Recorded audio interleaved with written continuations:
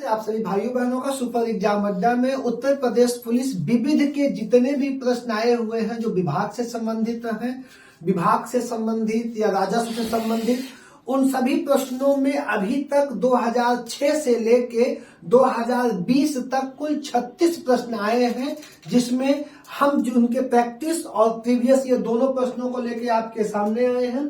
बहुत ही रफ्तार से जिनकी प्रैक्टिस हमें कर दी है। उत्तर प्रदेश सरकार को वर्ष 2020-21 में निम्नलिखित में से किस क्षेत्र में वस्तुआ सेवा कर राज्य वस्तुआ सेवा कर को छोड़कर सबसे अधिक राजस्व प्राप्त करने की उम्मीद है। इन्होंने सीधा पूछा है कि सबसे ज्यादा राजस्व 2021 में प्राप्त करेगा। ये क्वेश्चन ऐसा तो है नहीं कोई आपको बता देगा इसमें प्राप्त करेगा।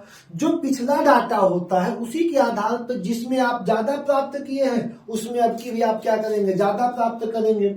सीमा शुल्क, राज्य उत्पाद शुल्क, केंद्रीय उत्पाद शुल्क, बिक्री और व्यापार कर ठीक है, लेकिन जो राज्य उत्पाद शुल्क है जिस राज्य में होगा वहां पे उस पॉइंट से ज्यादा कर मिलेंगे। तो यहाँ पे सामान्य सा उत्तर हो जाएगा राज्य उत्पाद कर। अगला प्रश्न है पुलिस अनुसंधान एवं विकास ब्यूरो, पुलिस अनुसंधान एवं विकास ब्यूरो के तत्वावधान में निम्नलिखित में से कौन सा संस्थान स्थापित किया गया था? किसके लिए? पुलिस अनुसंधान एवं विकास ब्यूरो के लिए। सरदार वल्लभ भाई पटेल राष्ट्रीय पुलिस एकेडमी, केंद्रीय पुलिस प्रशिक्षण अकादमी, राष्ट्रीय जांच एजेंसी, आंतरिक सुरक्षा अकेडमी। तो पुलिस अनुसंधान एवं विकास ब्यूरो के तत्वावधान में केंद्रीय पुलिस प्रशिक्षण अकादमी की स्थापना की गई थी। केंद्रीय पुलिस प्रशिक्षण अकादमी की स्थापना की गई थी। अगला प्रश्न है केंद्रीय पुलिस प्रशिक्षण अकादमी कहाँ स्थित है? हैदराबाद में, नागपुर में, भोपाल में या दिल्ली में? तो केंद्रीय पुलिस प्रशिक्षण अकादमी हैदराबाद में स्थित है। कहाँ स्थित है? हैदराबाद में स्थित है। ठीक, अगला प्रश्न हमारा क्या हो जाएगा? अगला प्रश्न हो जाएगा निम्नलिखित में से कौन यूपीजेडए और एलआर अधिनियम के सबसे उपयुक्त पूर्ण रूप है? यूपीजेडए और एलआर का पूर्ण रूप क्या है? उत्तर प्रदेश, तो सबको पता है उत्तर प्रदेश हो जाएगा। जिला प्रशासन और भूमि सुधार अधिनियम 1950 पहला ऑप्शन है। उत्तर प्रदेश जिला प्रशासन और लैंड एक्विजिशन अधिनियम 1950 दूसरा ऑप्शन है। उत्तर तो भूमि राजस्व के साथ ये दोनों ऑप्शन हमारे क्या हो जाएंगे? यहाँ पे गलत है। उत्तर प्रदेश जमींदारी उन्मूलन और भूमि सुधार अधिनियम 1950 ऑप्शन हमारा कौन सा सही हो जाएगा?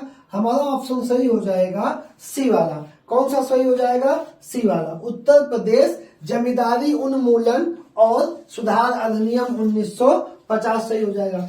अगला प्रश्न है उत्तर प्रदेश में जिला मजिस्ट्रेट नियुक्त करने वाला, उत्तर प्रदेश में जिला मजिस्ट्रेट नियुक्त करने वाला प्राधिकरण निम्नलिखित में से कौन सा है? आपको कमेंट करके बताना नहीं है यार, ठीक है। उत्तर प्रदेश में जिला मजिस्ट्रेट नियुक्त करने वाला प्राधिकरण निम्नलिखित में से कौन सा है? जिला मजिस्ट्रेट केंद्रीय पुलिस बल, उत्तर प्रदेश सरकार, संघ लोक सेवा आयोग, उत्तर प्रदेश लोक सेवा आयोग। तो उत्तर प्रदेश लोक सेवा आयोग, संघ लोक सेवा आयोग क्या केंद्रीय रिजर्व पुलिस का यहाँ पे कोई काम नहीं है। उत्तर प्रदेश सरकार के द्वारा मजिस्ट्रेट, जिला मजिस्ट्रेटों की क्या होगी? नियुक्ति की जाएगी। किसके द्वारा? उत्तर प्रदेश सरकार की। ये क्वेश्चन सिर्फ घुमाया गया है जिससे आप किसी न किसी आयोग में, राज्य सेवा आयोग या संघ लोक सेवा आयोग में जाके फंस जाए, इस जवाब तक आप न पहुंच पाए, और इसका कोई उद्देश्य नहीं है। अगला प्रश्न आरंभ में निम्नलिखित में से कौन सा कार्य वर्ष 1831 में राजस्व परिषद उत्तर प्रदेश द्वारा संपन्न किया जाता था, जिसे 1932-1935 के दौरान हटा दिया गया। ठीक, ऐसा कौन सा काम था जो 1831 में राजस्व परिषद उत्तर प्रदेश द्वारा किया जाता था? 1932 और 1935 में उसे क्या कर दिया गया? हटा दिया गया। किराया वसूली, राजस्व वसूली और वसूली कर्मचारियों पर नियंत्रण। सही है। राजस्व कानूनों का प्रशासन, कोर्ट ऑफ वार्ड से संबंधित कार्य और बंदोबस्त संचालन। तो बेटा जब ब्रिटिश ईस्ट इंडिया का भारत था तो जो ये बोर्ड हुआ करता था राजस्व परिषद बोर्ड के द्वारा कोर्ट ऑफ वार्ड्स के से संबंधित कार्य भी किए जाते थे। तो लेकिन जब 1932 से 35 भारत शासन अधिनियम 35 के बाद इस कार्य को यहां से हटा दिया गया था। क्या कर दिया गया था? हटा दिया गया था। अगला प्रश्न है, प्रशासनिक सुधार की सुविधा के लिए उत्तर प्रदेश राज्य में कितने मंडल हैं? उत्तर प्रदेश राज्य में 18 मंडल हैं। कितने मंडल हैं? 18, जिनमें से 3 मंडल सबसे बड़े हैं जिनमें जिलों की संख्या है 6, बाकी 2 मंडल ऐसे जिनमें जिलों की संख्या है 5। ठीक, 3 मंडल जिलों की संख्या है 6, 2 में 5 और बाकी 4 और 3 जिलों में। टोटल सबसे बड़ा कौन सा है? 18 मंडल है। ठीक, लखनऊ मंडल, मेरठ मंडल सबसे बड़े मंडलों में आता है। अगला प्रश्न है, निम्नलिखित में कौन सा कथन सही है? सही है। ए, 1947 के बाद बोर्ड ऑफ न्यायिक विंग इलाहाबाद में कार्य करता रहा। प्रशासनिक विंग को लखनऊ स्थानांतरित कर दिया गया। क्या कह रहा है कि 1900, ऑप्शन क्या है तुम्हारा? निम्नलिखित में कौन सा कथन सही है? 47 के बाद बोर्ड ऑफ न्यायिक विंग इलाहाबाद में कार्य करता रहा, प्रशासनिक विंग को लखनऊ स्थानांतरित कर दिया गया। ये सही है। और भी देख लो, 1947 के बाद बोर्ड ऑफ प्रशासनिक विंग इलाहाबाद में कार्य करता रहा, न्यायिक विंग को लखनऊ स्थानांतरित कर दिया गया। 1947 के बाद। ठीक, तीसरा, 1947 के बाद बोर्ड के न्यायिक विंग और प्रशासनिक विंग दोनों इलाहाबाद कार्य करते रहे। 1947 के बाद बोर्ड का न्यायिक विंग और प्रशासनिक विंग दोनों लखनऊ स्थानांतरित कर दिए गए। इसमें तुमसे पूछा है कि कौन सा ऑप्शन सही होगा?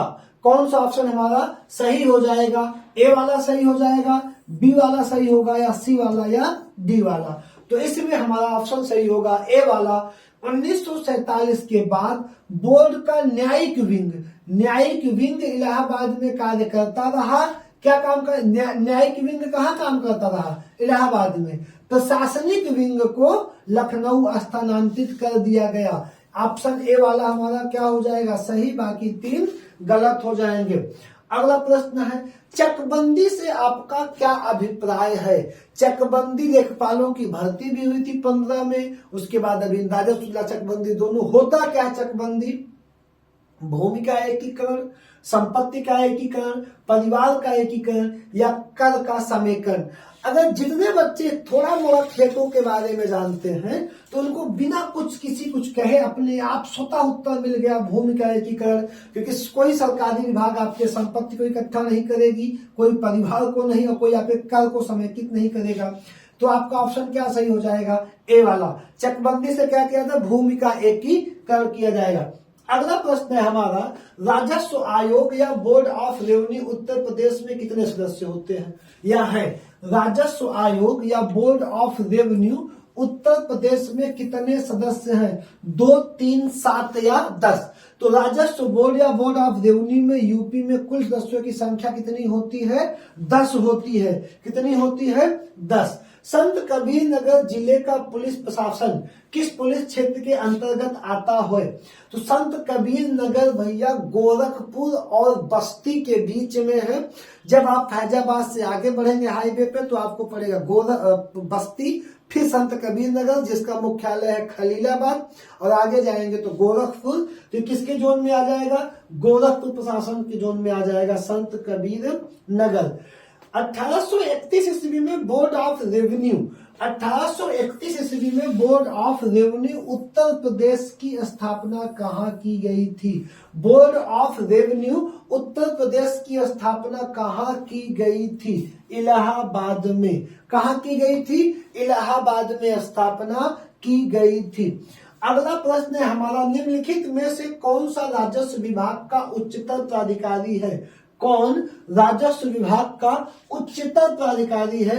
राजस्व सचिव, राजस्व परिषद, चकबंदी आयुक्त या राहत आयुक्त? तो यहाँ पे जो सबसे उच्चतर अधिकारी होगा वो होगा राजस्व सचिव। राजस्व का सचिव एक IAS अधिकारी होगा, ये सबसे बड़ा हो जाएगा। अगला, दी गई पुलिस की रैंक को निचले क्रम से उच्च क्रम में व्यवस्थित करें। निचले क्रम से उच्च क्रम में व्यवस्थित करें। ऑप्शन ए में क्या दिया है? हेड कांस्टेबल, इंस्पेक्टर, पुलिस उप महानिरीक्षक, सहायक उप पुलिस अधीक्षक। हेड कांस्टेबल, पुलिस उप निरीक्षक, हेड कांस्टेबल। अब आप ध्यान से देखो, यहाँ क्या है? हेड कांस्टेबल, यहाँ क्या है? हेड कांस्टेबल, यहाँ क्या है? हेड कांस्टेबल, यहाँ क्या है? पुलिस उप महानिरीक्षक। हेड कांस्टेबल दूसरे पे है, इसको तुम तुरंत यहीं पे गलत काटो। अब आ जाओ, इंस्पेक्टर, पहले डबल स्टार फिर इंस्पेक्टर बनेंगे तो ट्रिपल स्टार। तो हेड कांस्टेबल और इंस्पेक्टर दोनों में है, दोनों में है। हेड कांस्टेबल, पुलिस उप महानिदेशक, तब इंस्पेक्टर, यहाँ पे गलत काट दो। तो पहले हेड कांस्टेबल फिर इंस्पेक्टर। अब इनके बाद कौन होगा? इनके बाद होगा डिप्टी एसपी फिर एसपी। तो डिप्टी एसपी का मतलब सहायक या उप पुलिस अधीक्षक। तो यहाँ पे क्या है? पुलिस उप महानिरीक्षक है, नहीं महानिरीक्षक नहीं, सहायक या पुलिस अधीक्षक। तो सहायक या पुलिस अधीक्षक, डिप्टी एसपी फिर हो जाएगा एसपी, ठीक, सुपरिटेंडेंट ऑफ पुलिस। तो ऑप्शन बी क्या हो जाएगा हमारा? सही हो जाएगा। अगला, उत्तर प्रदेश का पुलिस मुख्यालय कहाँ स्थित है? पुलिस मुख्यालय बरेली, नोएडा, प्रयागराज या मेरठ? तो यूपी पुलिस मुख्यालय प्रयागराज में स्थित है। कहाँ पे स्थित हो जाएगा? प्रयागराज में स्थित हो जाएगा। अगला है, निम्नलिखित में से कौन सा यूपी पुलिस विभाग की चयन प्रक्रिया के चरणों में एक नहीं है? शारीरिक परीक्षण भाई होती है, आज भी होती है। शैक्षिक योग्यता 10th 12th आपको पता है सब रहती है, तो ये भी रहेगी, ये भी रहेगी। तीसरा कौन सा नहीं रहता? आयु पात्रता, या देखो आयु के लिए इतनी कचकच मचती है, आप सबको पता है। भाषा परीक्षण, भाषा का कोई स्पेशली भाषा की बात नहीं, एग्जाम होगा लेकिन वो भाषा परीक्षण का एग्जाम नहीं होगा। तो ऑप्शन डी क्या करोगे तुम? सही करके आगे बढ़ जाओगे। अगला प्रश्न है तुम्हारा, उत्तर प्रदेश पुलिस के चिन्ह में कौन से जानवर का चित्र है? उत्तर प्रदेश पुलिस के चिन्ह में कौन से जानवर का चित्र है? मछली का, गरुड़ का, मोर का या गैंडा का? देखे हो कभी? 1000 थंबनेल आई होगी। तो बेटा किसका है? मछली का। किसका है? मछली का हो जाएगा। अगला प्रश्न है हमारा, उत्तर प्रदेश में लोकसभा की सीटें कितनी हैं? उत्तर प्रदेश में लोकसभा की 80 सीटें हैं। उत्तर प्रदेश में लोकसभा की कितनी सीटें हैं? 80 सीटें हैं। राज्यसभा की कितनी सीटें हैं? 31 सीटें हैं। विधानसभा कितनी सीटें हैं? 403 सीटें हैं। विधान परिषद कितनी सीटें हैं? 100 सीटें हैं। विधान परिषद कितनी सीटें हैं? 100 सीटें हैं, ठीक। तो यहाँ पे लोकसभा 80 सीटें हो जाएंगी। अगला प्रश्न उत्तर प्रदेश पुलिस के आधिकारिक ध्वज में 2 रंग होते हैं, लाल और नीला। लाल और नीला हो जाएगा, लाल और नीला। अगला प्रश्न, सरदार वल्लभ भाई पटेल राष्ट्रीय पुलिस अकादमी SBP NPA ... के पास स्थित है। सरदार वल्लभ भाई पटेल राष्ट्रीय पुलिस अकेडमी कहाँ स्थित है? हैदराबाद में। कहाँ स्थित है भैया? हैदराबाद में स्थित है। उत्तर प्रदेश पुलिस भर्ती एवं प्रोन्नति बोर्ड UPPRPB द्वारा कांस्टेबल सिविल पुलिस एवं नियुक्ति में शारीरिक क्षमता में पुरुष अभ्यर्थियों को दौड़ने की जरूरत होती है। दौड़ने की जरूरत उनको होती है 25 मिनट में, आज भी है शायद यही 25 मिनट में, बढ़ाए होंगे तो नहीं पता, 4800 मीटर। कांस्टेबल सिविल पुलिस, आपका ऑप्शन ए क्या है? सही है। लेकिन अगर यहीं पे सब इंस्पेक्टर तुमसे पूछा होता, इस सब उप निरीक्षक SI पूछा होता, तो SI क्या है बेटा? 28 मिनट में 4800 मीटर, 28 मिनट में 4800 मीटर पुरुष। ये भी क्या है, पुरुष। ऑप्शन ए क्या हो गया है, सही हो जाएगा। अगला प्रश्न है, पहली महिला मुख्यमंत्री 1963 में नियुक्त की गई जिन्होंने किस भारतीय राज्य की, ठीक, सुचेता कृपलानी भारत में पहली महिला मुख्यमंत्री यूपी की बनी थी। और यूपी में अभी तक 2 महिला मुख्यमंत्री बन चुकी है, सुचेता कृपलानी और मायावती। सबसे ज्यादा बार मुख्यमंत्री बनने वाली भी कौन है, मायावती जी है, जो 4 बार बनी है, ठीक है ना। और पहली कौन है, सुचेता कृपलानी। और यही आपको राज्यपाल में आएगा, यूपी की किसी भी राज्य में सबसे पहली महिला राज्यपाल सरोजनी नायडू हो जाएंगी। अगला प्रश्न, उत्तर प्रदेश में के लोकायुक्त भ्रष्टाचार विरोधी प्राधिकरण का पद कब सृजित किया गया है? तो कब सृजित किया गया है लोकायुक्त का पद? 1977 में, 1977 में लोकायुक्त का पद बनाया गया है। निम्न में से किस लोक नृत्य का आयोजन बुंदेलखंड क्षेत्र में फसल कटाई के समय किया जाता है? निम्न में से किस लोक नृत्य का आयोजन बुंदेलखंड क्षेत्र में फसल कटाई के समय किया जाता है? अब आपको बताना है कर्मा, छोलिया, चरकुला, सोहरा। तो कर्मा का क्या किया जाता है, किया जाता है कहां पे, बुंदेलखंड में फसल कटाई के दौरान। एक जिले में सामान्य प्रशासन का प्रमुख होता है, प्रशासन का प्रमुख कौन होगा? पुलिस अधीक्षक होगा, जिलाधिकारी होगा, जिला न्यायाधीश होगा। एक जिले में कौन होगा? जिला अधिकारी, डीएम जिसे तुम कहते हो, डिस्ट्रिक्ट मजिस्ट्रेट या डीएम, ठीक, डीएम होगा, जिलाधिकारी होगा। Doctor B R. Ambedkar police academy Uttar Pradesh में कहाँ स्थित है? लखनऊ, मुरादाबाद, कानपुर या अलीगढ़? तो doctor B R. Ambedkar police academy Moradabad में स्थित है। कहाँ स्थित है भैया? मुरादाबाद में स्थित है। अगला प्रश्न है, राजस्व विभाग के अंतर्गत सबसे महत्वपूर्ण विभाग, राजस्व विभागाध्यक्ष कौन होता है? राजस्व विभाग में राहत आयुक्त, चकबंदी आयुक्त, राजस्व परिषद निदेशक, भूमि अध्यापित। क्या पूछता है, राजस्व विभाग के अंतर्गत सबसे महत्वपूर्ण विभागाध्यक्ष कौन सा है? तो आपको बताना है क्या, राहत आयुक्त, चकबंदी, राजस्व परिषद क्या सबसे बड़ा विभागाध्यक्ष होगा, ठीक, राजस्व परिषद। अगला प्रश्न हमारा आपका है, भूमि अध्यापित निर्देशालय की स्थापना कब की गई? 1964 में, 1987 में, 1977 में या 1990 में? तो बताना है आपको इसमें सही ऑप्शन हो जाएगा 1987 में, 1987 में। अगला प्रश्न है हमारा, उत्तर प्रदेश शासन के राजस्व विभाग में कितने अनुभाग होते हैं? यूपी के शासन के राजस्व में कितने अनुभाग होते हैं या अनुभाग हैं, सॉरी 14। कितने अनुभाग हैं? 14 अनुभाग हैं। अगला प्रश्न है हमारा, उत्तर प्रदेश राजस्व परिषद का न्यायिक मुख्यालय स्थित है? उत्तर प्रदेश राजस्व परिषद का न्यायिक मुख्यालय है मेरठ में, लखनऊ में, आगरा में या इलाहाबाद में? इसके पहले भी ये प्रश्न था लेकिन 2 प्रश्नों के साथ मिला के था। न्यायिक विंग कहाँ है? प्रशासनिक विंग लखनऊ है, न्यायिक विंग इलाहाबाद है। आप डी ऑप्शन को टिक कर देंगे। अगला प्रश्न है, उत्तर प्रदेश राजस्व परिषद का प्रशासनिक मुख्यालय, ठीक, प्रशासनिक कहाँ है? लखनऊ। न्यायिक कहाँ है? इलाहाबाद। न्यायिक विंग इलाहाबाद, प्रशासनिक विंग लखनऊ। अगला है, उत्तर प्रदेश में राजस्व परिषद की स्थापना कब की गई थी? राजस्व परिषद की स्थापना 1831 में की गई थी। कब की गई थी?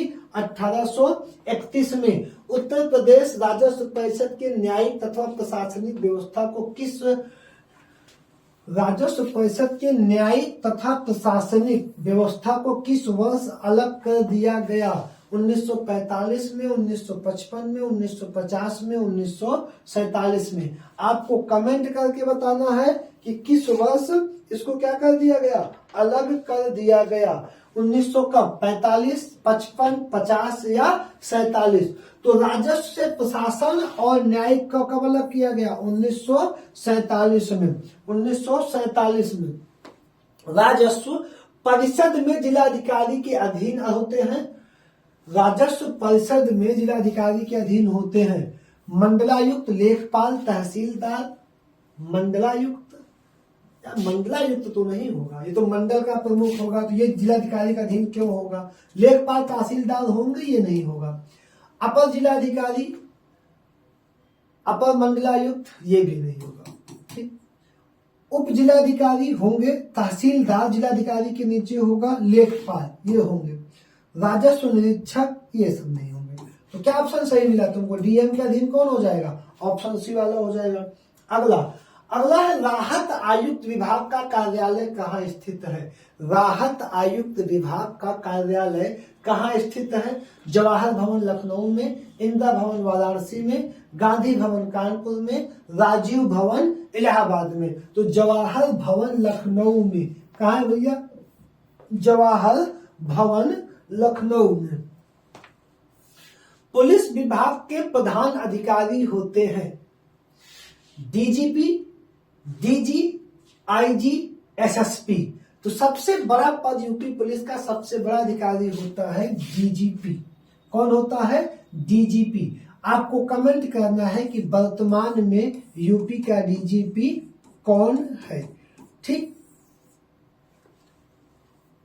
उसके बाद आपके डीजी और उसके बाद आपका क्रम आएगा आईजी।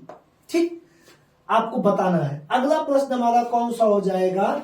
कोई पुलिस अधिकारी गवर्नर से डीजीपी के मार्फत की सिवाय पत्र व्यवहार नहीं कर सकेगा।